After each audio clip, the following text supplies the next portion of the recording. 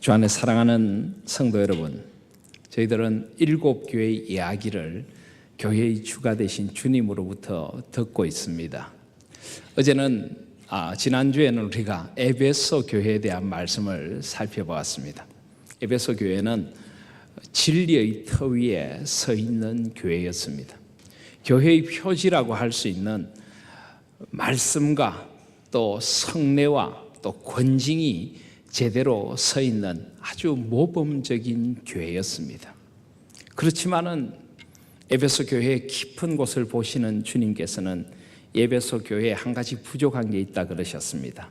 뭐가 부족합니까? 그들은 첫사랑을 버렸습니다.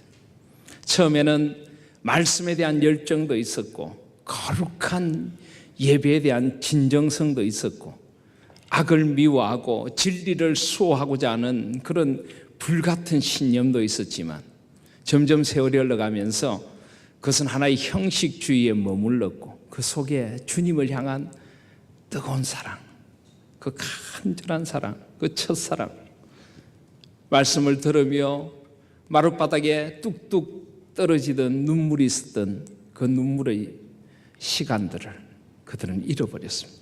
예배의 감격에 목이며 울고 감사하며 찬양드렸던 그 감격 어린 예배를 잃어버렸던 것입니다. 악을 미워하지만은 주님의 진리에 대한 열정보다는 하나의 교회의 교리, 관습이 되어서 그들은 여전히 악을 미워하고 있었습니다.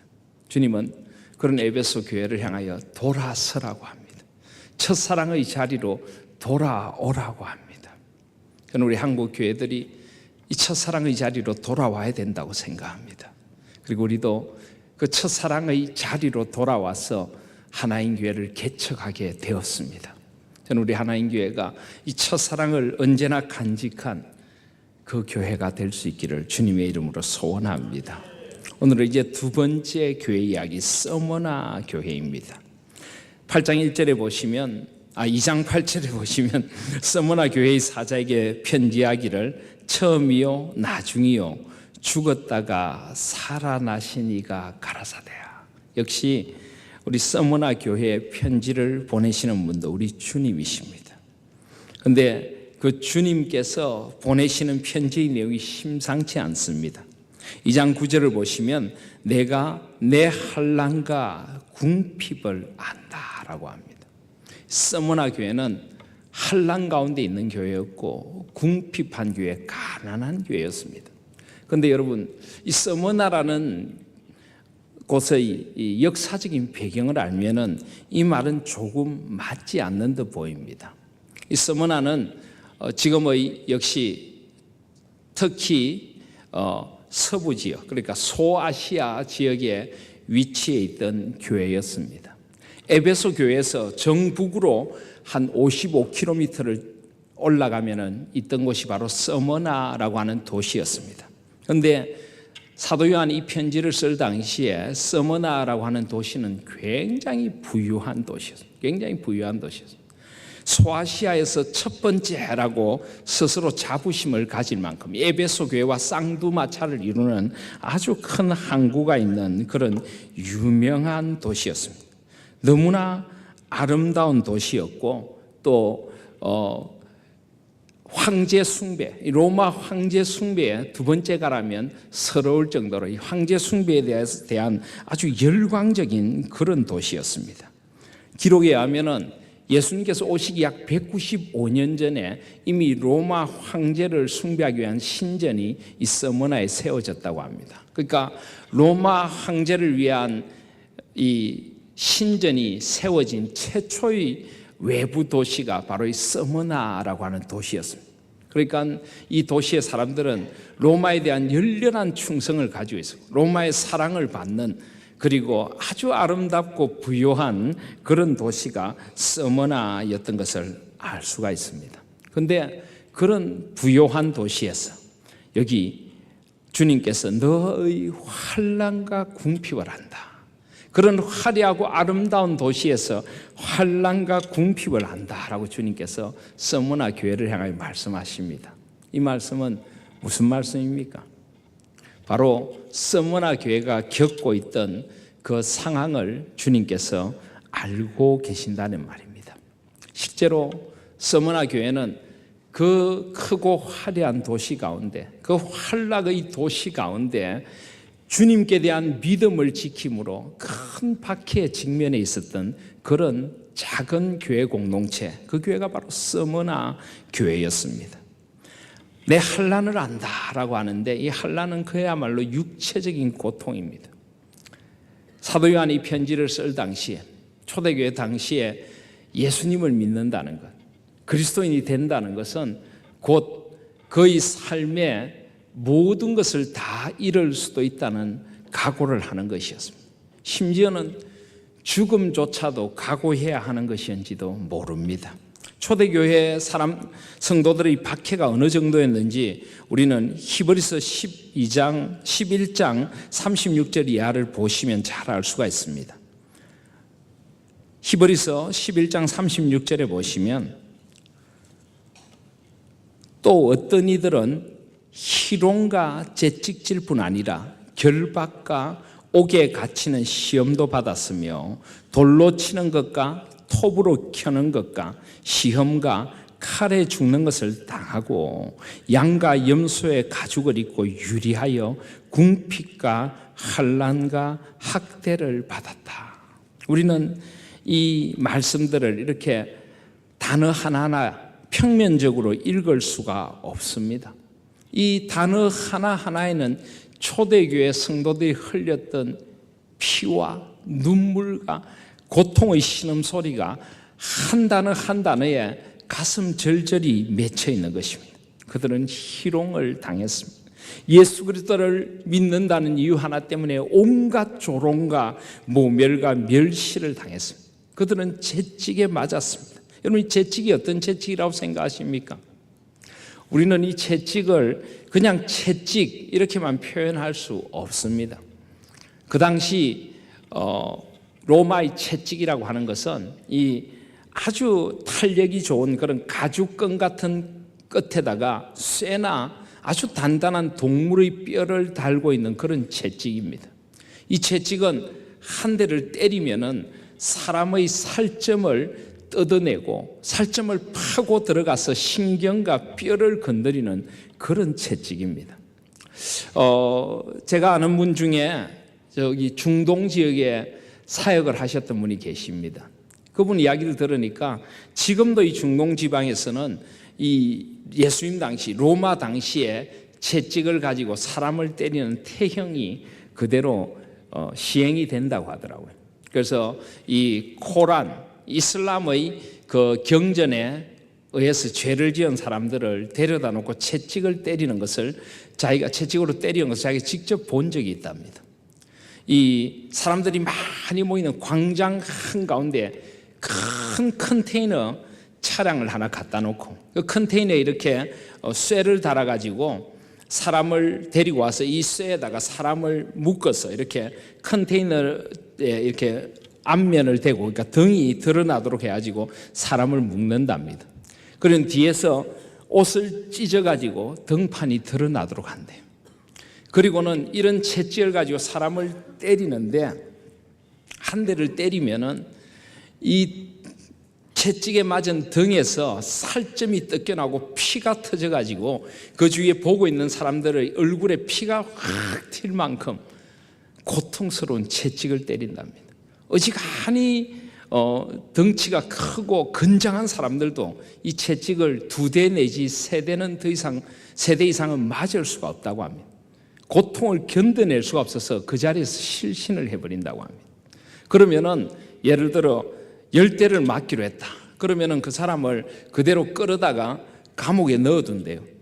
상처가 조금 아물려고 하면 그 다음 날이나 그 다음 날쯤 그 사람을 다시 데리고 와서 그곳에 이렇게 해놓고는 다시 또 상처난 곳을 때린다.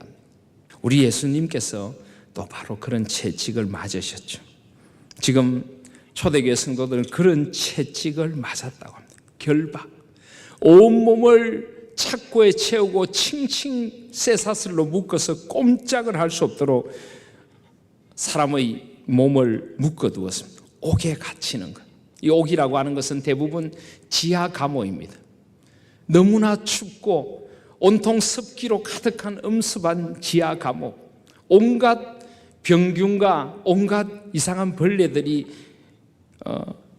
그냥 사람의 몸을 파고 들어오는 그런 감옥, 그런 고통의 감옥, 옆에 사람들이 죽어나가도 아무런 조치도 해주지 않는, 사람들이 죽음의 신음소리를 내뱉는 그 죽어가는 신음소리가 가득한 그런 감옥을 말합니다.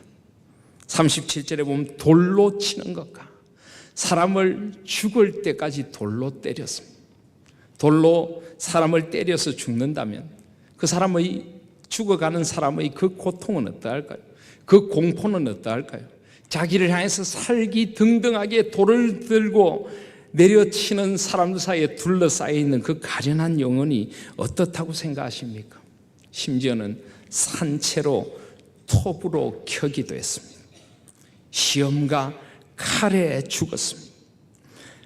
모든 것을 다 빼앗기고 양과 염소의 가죽을 입고 떠돌이처럼 유리하고 가족들을 잃어버리고 자기가 보는 앞에서 자식이 죽고 배우자가 죽는 것을 보며 도망치고 칼날을 피해서 돌아다녀야 했습니다. 여러분, 이게 바로 초대교회 성도들이 당했던 환난이었습니다. 그런데 히브리서 11장 38절에 보면 놀라운 말씀이 나옵니다. 이런 사람은 세상이 감당치 못하도다. 세상이 감당치 못했던 사람들, 그 고난 가운데도 예수 그리스도를 모른다고 부인할 수 없었던 그런 사람들, 그 고난 가운데도 나는 그래도 그리스도인입니다. 당신네들이 나의 육신의 생명을 빼앗을지는 몰라도 나의 진정한 생명, 하나님 안에 있는 이 생명만은 건드릴 수 없습니다. 나의 신앙만은 빼앗을 수 없는 것입니다. 그들은 광야와 산중과 암혈과 토굴에 유리하였다. 그런 고난을 받으면서도 주님을 배반할 수 없었던 사람이 초대교회 성도들이었습니다.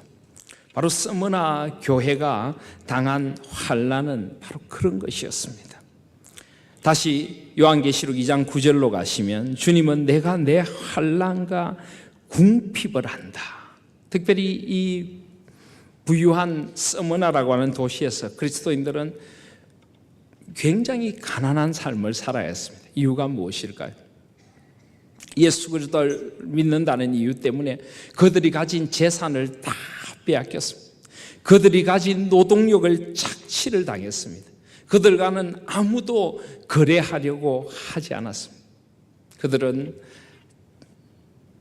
짙은 가난 속에서 그들의 생계를 하루하루 어떻게든 이어가는 것이 그들에게는 삶의 문제였던 사람들이 바로 이 스무나 교회의 성도들이었습니다.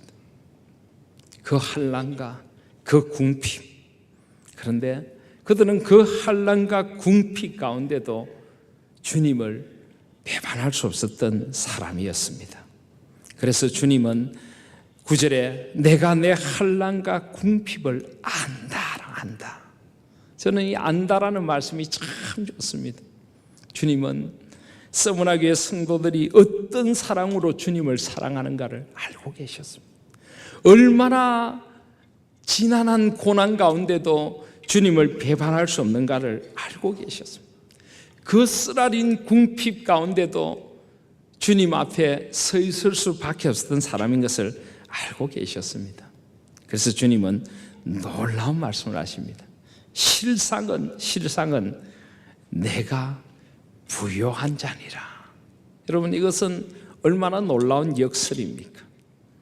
여전히 스무나 교회 교인들은 아직도 환난과 궁핍, 이 편지가 써질 당시에 아직도 환난과 궁핍 가운데 있는데 주님은 그들을 보면서 사실은 너희들이 부요한 사람들이야. 너희들이 부요한 사람들이야. 여러분, 주님은 우리의 실상을 보시는 눈이 다릅니다. 그 스무나에 살고 있는, 화려하게 살고 있는 이방인들, 많은 것을 누리고 호의호식하며 살고 있는 그 사람들이 차라리 주님 편에서 볼 때는 불쌍한 자들이라는 것입니다. 예수 그리스도를 알지 못한 것은 물론이고 예수 그리스도를 믿는 사람들을 그토록 박해하는 그들이 주님 편에서 볼 때는 불쌍하고 차라리 헐벗은 이들이고 이 서머나교회 교인들이 부요하니다 라고 말씀하고 계십니다. 우린 여기서 우리의 눈이 어디에 있어야 되는지를 다시 한번 생각해 보게 됩니다. 여러분의 부요의 기준은 무엇입니까? 무엇이 부요한 것이고 무엇이 비참한 것입니까? 이 세상에 배부르고 이 세상에 많은 것들을 누리고 사람들의 부러움을 살면서 한 생을 사는 것이 과연 언제나 주님의 눈에도 부요하고 아름답게 보일까요?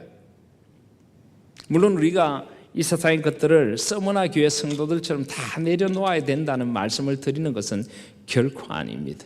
그러나 주님이 없는 세상의 부요와 세상의 부요가 없지만은 주님 앞에 부요한 자, 누가 주님의 칭찬을 듣는 사람인가를 우리는 다시 한번 생각해 볼 수 있어야 할 것입니다. 또 서머나 교회 교인들이 당하고 있는 아픔 가운데는 회방이라는 것도 있습니다. 9절 뒷부분에 보시면 자칭 유대인이라 하는 자들의 회방도 안 오니, 이 회방이라고 하는 말은 비방이라고, 중상모략이라는 것입니다. 이 서머나라고 한 도시에는 흩어진 유대인들이 얼마간 살고 있었던 것 같습니다. 요즘도 그러하지만 유대인들은 어디 가든지 상술의 천재들입니다. 그 당시 서머나에도 유대인들은 상권을 장악하고 있었고 아주 많은 부를 가지고 있었다고 기록이 전하고 있습니다. 유대인들은 그 부를 통해서 로마 정부와 결탁하여 나름대로 자기들의 권리를 누리고 유대인들의 그 종교 행위를 보장받고 있었습니다. 그런데 유대인들이 볼 때는 이 그리스도인들 같은 유대인들이 많이 있었지만은 이들은 이 예수님을 믿지 않는 유대인들의 안전을 위협하는 사람들이었습니다. 특히나 예수 그리스도가 하나님의 아들이시라고 하는 것은 유대인들이 볼 때는 이것은 아주 신성모독죄에 해당하는 그런 일이었습니다. 그래서 이 유대인들은 이 그리스도인들을 중상모략하며 비방하며 이 그리스도인들에 대한 터무니없는 말들을 만들어냈습니다. 예를 들어 그들이 성찬식을 하는 걸 보면서 이 사람들은 인육을 먹는 사람들이다, 사람의 살을 먹고 피를 먹는 사람이라든지, 또 그리스도인들이 거룩한 교제를 나누는 걸 보면서 아주 집단적으로 음란한 그룹이라든지 이런 식으로 말도 되지 않는 중상모략 비난을 해서 이 그리스도인들의 명예를 땅에 떨어뜨리고 이 그리스도인들을 아주 나쁜 이상한 집단으로 만들었던 사람들이 유대인입니다. 여러분 어떻게 생각하십니까? 환난과 궁핍이 더 쓰라릴까요? 이런 비방과 중상모략이 더 쓰라릴까요? 사람마다 조금씩 다르겠지만 많은 경우에 우리는 환난과 궁핍보다 이런 비방과 중상모략이 더 쓰라린 사람들이 많이 있습니다. 차라리 매를 맞고 육체적인 가해를 당하고 차라리 배고프고 힘든 건 견딜만 한데 터무니없는 말을 만들어내서 그들을 모독하고 그들의 자녀들을 비방하고 가족들에게 명예의 상처를 주고 사람들을 이상하게 만들어가는 이런 일들은 정말 견디기 힘든 것입니다. 우리 중에도 우리 교회를 개척하시면서 그런 회방과 터무니없는 비방과 중상모략들을 당하신 분들이 계시죠. 아마 그 가슴 쓰라린 아픔을 여러분은 경험하실 것입니다. 저도 한때 그런 일을 겪은 적이 있습니다. 제가 목회를 할 때 정말 말도 되지 않는 그런 중상모략과 비방을 당한 적이 있습니다.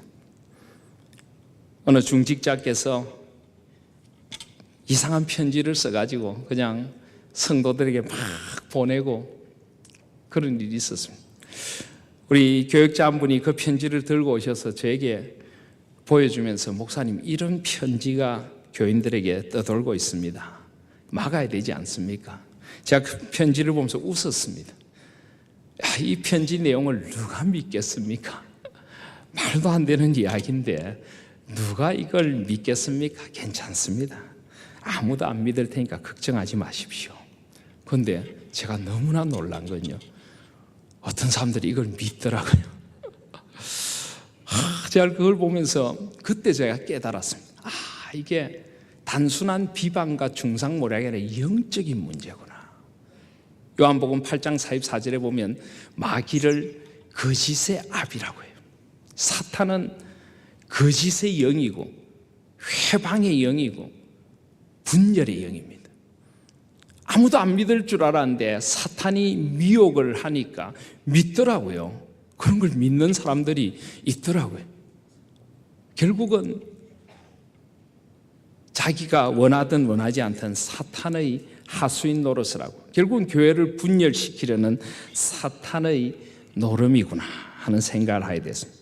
오늘 9절에도 보니까 주님께서 뭐라고 하십니까? 자칭 유대인이라 하는 자들이 회방도 안 오니 실상은 유대인이 아니요 사단의 회라. 사단의 회라.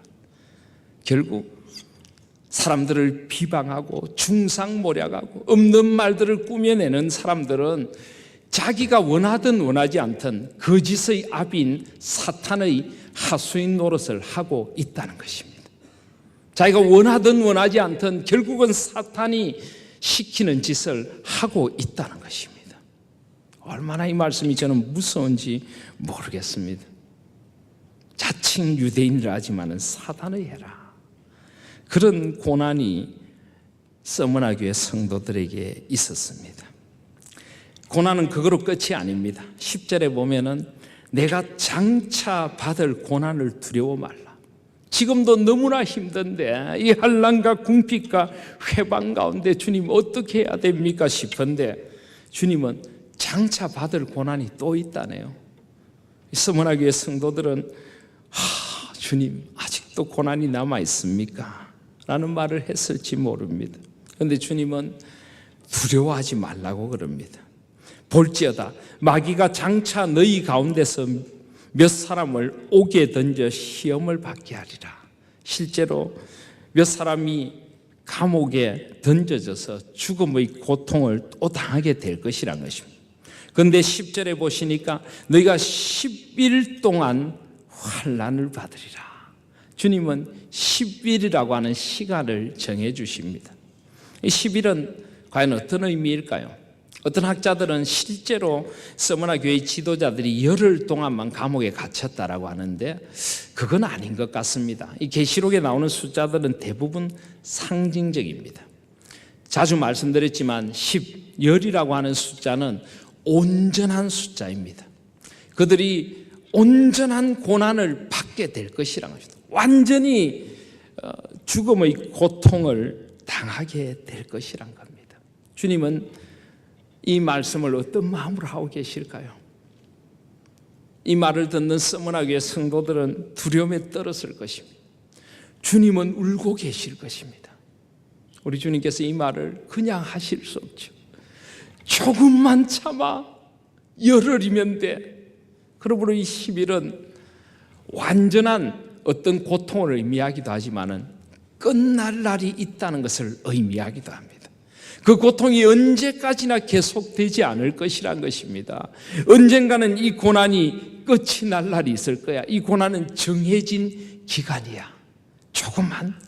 조금만 더 참으라고 주님은 말씀하십니다. 그래서 뒷부분에 보시면 내가 죽도록 충성하라. 그리하면 내가 생명의 면류관을 내게 주리라. 내가 죽도록 충성하라. 죽도록 충성하라는 말은 죽음의 순간이 오더라도 충성하라는 것입니다. 그렇다면 이 충성하라는 말의 의미도 우리는 조금 생각해 볼 필요가 있습니다. 우린 충성하면 뭔가 열심을 다해 무엇을 하는 것을 충성이라고 하는데요. 실제로 이 충성이라고 번역된 단어는 조금 다르게 번역되었으면 더 좋겠습니다. 이것은 신실하라는 말입니다. 죽음의 순간이 다가올지라도 신실하라. 끝까지 믿음을 버리지 말고 끝까지 주님의 자녀로 하나님의 사람으로 남아 있으라라고 합니다. 주님은 서머나 교회 성도들에게 신실함을 요구하십니다. 그리고 그 후에 주님께서 주실 상이 약속되어 있습니다. 그리하면 내가 생명의 면류관을 내게 주리라. 생명의 면류관을 내게 주리라. 주님은 조금만 더 환난을 받으라고 합니다. 이 환난의 끝이 기다리고 있다는 것입니다. 그리고 그 환난의 터널을 지나면은 생명의 면류관을 드신 주님께서 그곳에 서 계실 것이라고 말씀하시는 것입니다. 주님은 함께 아파하시며 함께 우시면서 그 고통받고 있는 서머나 교회 성도들을 바로 이 말씀으로 위로하고 계시는 것입니다. 사랑하신 여러분, 오늘 이 서머나 교회의 아픔과 환난을 우리에게 소개하시는 주님의 뜻은 무엇일까요?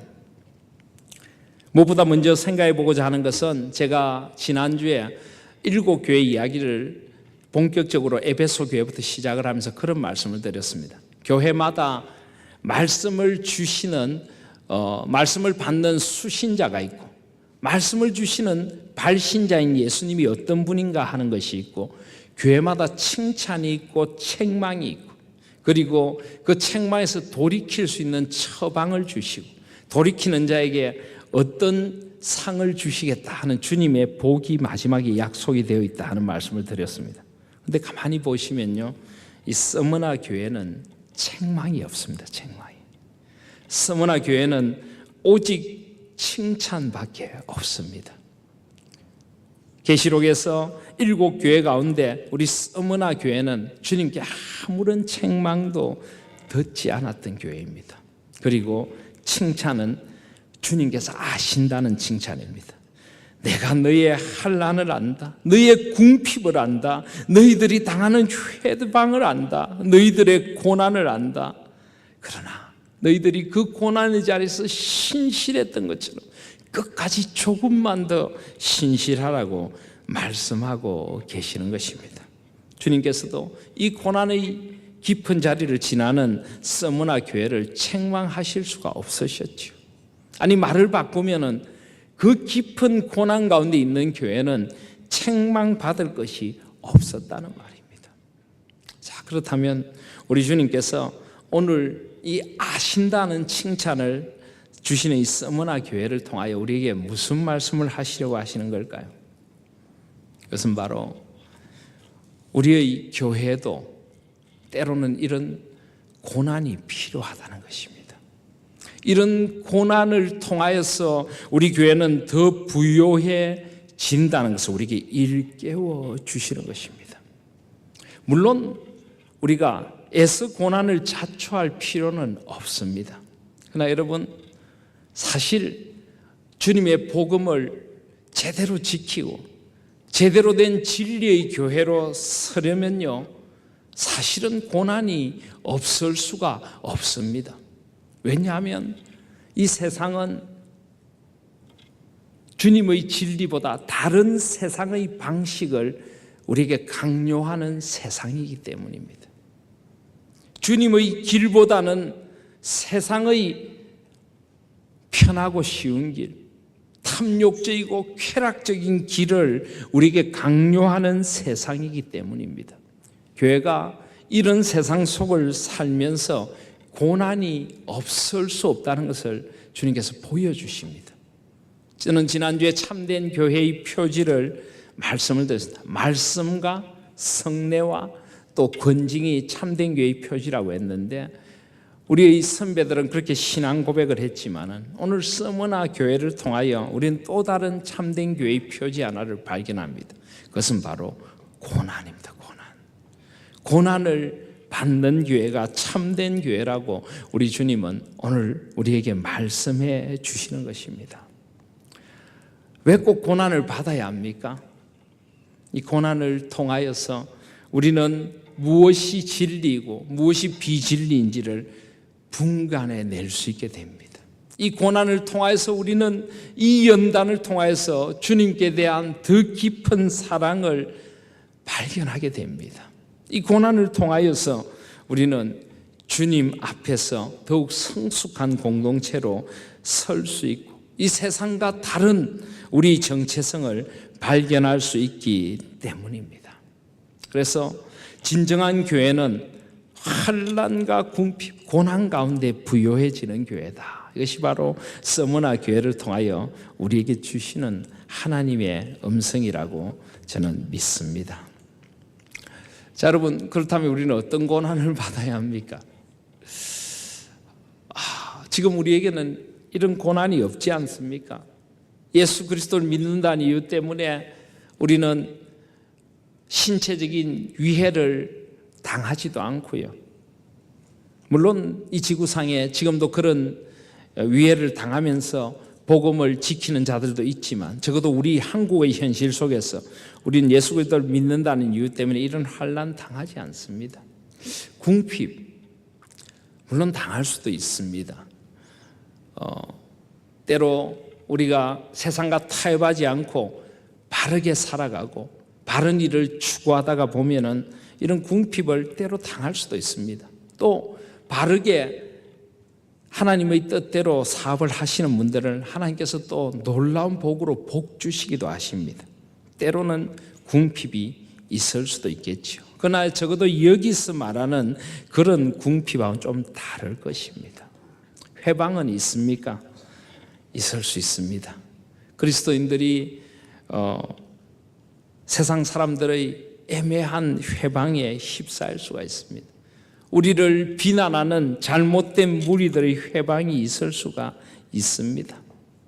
어쩌면 회방이 있고 환난이 있고 때로는 그리스도를 위하여 당하는 궁핍이 있는 것이 진정한 교회의 표지인지도 모를 것입니다. 그리고 여러분, 이 환난과 고난을 우리는 또 조금 다른 각도에서도 봐야 됩니다. 우리 현대인들에게는 환난이 어떻게 다가올까요? 사탄은 여러 가지 전술로 교회를 무너뜨리려고 합니다. 아마 이 초대교회 때는 사탄은 아주 무시무시한 그런 폭력과 억압으로 그리스도인들을 두려움에 빠뜨려서 신앙을 버리도록 강요했는지 모릅니다. 근데 지금 우리 현대인들에게는 사탄이 전혀 다른 전략으로 우리에게 찾아오죠. 그죠? 여러분, 사탄이 어떻게 생겼을까요? 지난 10월 31일이 할로윈 데이라고 해가지고 외국의 이상한 풍습이 우리나라에 들어와서 우리나라에도 뭐 이상한 옷을 입고 돌아다니는 사람들이 있더라고요. 그래서 사탄하면 사탄이 어떻게 생겼다고 생각하십니까? 머리에 뿔이 2개 달리고 삼지창을 들고 아주 무시무시한 그런 모습으로 우리에게 다가올까요? 어쩌면 이 시대에 사탄은 그렇게 다가오지 않을지도 모릅니다. 성경은 사탄을 광명의 천사로 가장한 자라고 부릅니다. 어쩌면 사탄은 그보다 훨씬 달콤한 모습으로 우리에게 다가올지 모르겠습니다. 세상의 쾌락, 세상의 편함, 세상의 부정한 방법과 결탁하여 주어지는 부와 명예, 권력, 그런 것들로 사탄은 우리에게 다가올지 모르겠습니다. 아주 달콤한 유혹으로 우리의 마음을 빼앗아 가면서 하나님과의 관계를 깨트리는 그런 존재로 우리에게 다가올지 모르겠습니다. 그렇다면 우리는 사탄이 가지고 오는 고난을 꼭 위해만이 아니라 다양한 방법으로 하나님과 우리의 관계를 깨트리려는 그런 사탄의 술책들도 우리는 환난이라고 또는 고난이라고 볼 수 있어야 할 것입니다.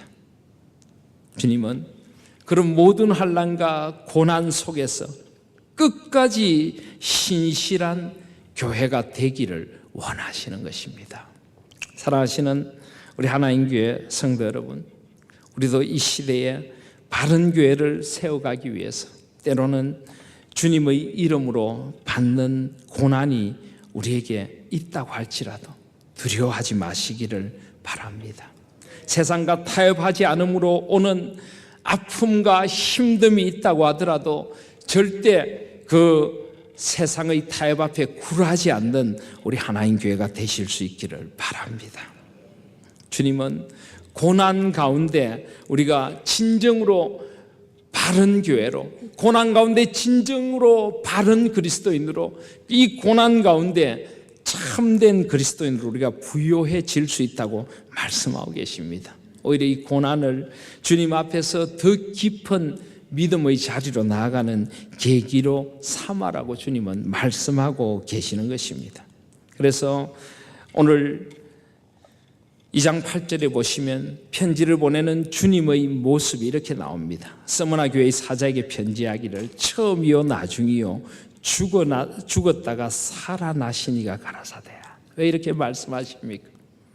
결국 역사의 주인이 하나님이시란 걸 알라는 것입니다.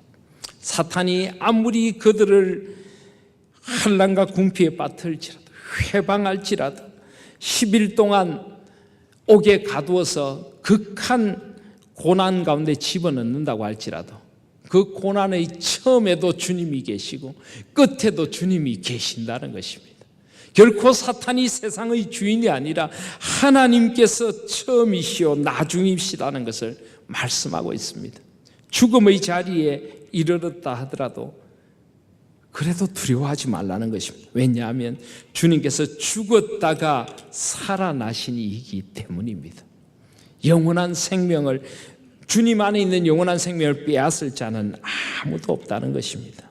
그래서 11절에 보시면 귀 있는 자는 성령이 교회되게 하시는 말씀을 들을지어다. 이기는 자는 둘째 사망의 해를 받지 아니하리라. 이 둘째 사망의 해란 무엇입니까?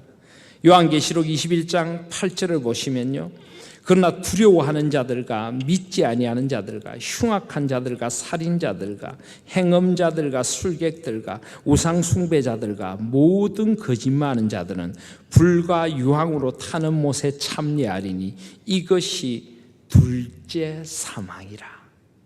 물론 우리는 이 땅에서 살다가 언젠가는 하나님께서 부르실 때 이 육신의 장막을 벗고 떠날 것입니다. 이것은 성경적으로 볼 때 첫째 사망입니다. 아니, 엄밀한 의미로 진정한 사망은 예수 그리스도에게 끊겨진 죄의 상태가 사망이죠. 에베소서에 보면 허물과 죄로 죽었던 우리. 그런데 우리는 예수 그리스도 안에서 새로운 생명으로 거듭났지만은 이 땅에 우리 육신의 몸들은 언젠가는 벗고 떠나게 될 것입니다. 그 사망은 누구에게나 찾아옵니다. 그런데 그 이후에 한 번 죽는 것은 사람이 정하신 것이지만 그 후에는 심판이 있으리라. 진정한 영원한 생명과 영원한 사망이 우리를 기다리고 있습니다. 그 사망이 바로 영원히 형벌에 들어가게 되는 사망입니다. 이것이 둘째 사망이라는 것입니다. 주님께서는 서머나 교회 성도들에게 지금 이 말씀을 하고 계십니다. 비록 세상의 권력이, 그 로마의 권력이, 그 유대인들의 간교한 꾀가 너희들의 생명을 빼앗을지는 몰라도 그들이 너희들을 영원한 사망에 들어가게는 못한다. 하나님께서 너희들의 생명을 붙들고 있고 너희들을 영원한 생명 가운데로 데리고 가 주실 것이다.